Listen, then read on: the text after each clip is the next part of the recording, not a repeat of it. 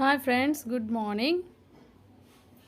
ఈరోజు మనం కొన్ని అబ్రివేషన్స్ అయితే చెప్పుకుందాం, ఫుల్ ఫామ్స్. ఫస్ట్ వచ్చి BIS, bureau of Indian standard.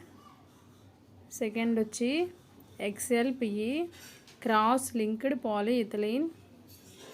Third వచ్చి MCB, miniature circuit breaker. 4 HRC, high repeating capacity. Fifth one MMF, magnetomotive force. Sixth one RF, radio frequency. Seventh one ECE, electrochemical equivalent. Eighth one ELCB, earth leakage circuit breaker. Ninth one MCCB, molded case circuit breaker.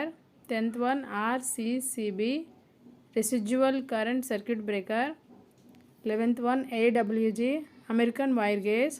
12th one ECC, earth continuity conductor. 13th CT, current transformer. 14th PT, potential transformer. 15th MAT, mercury argon tungsten. 16th HPMVL, high pressure mercury vapor lamp. 17th MB, mercury bayonet.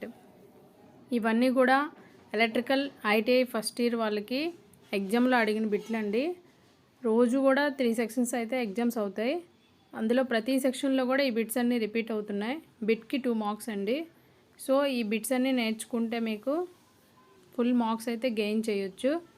So ITI స్టూడెంట్స్కి exam point of view కాకుండా రైల్వేలో కూడా అడుగుతున్నారు, అలాగే NTPC exams అడుగుతున్నారు.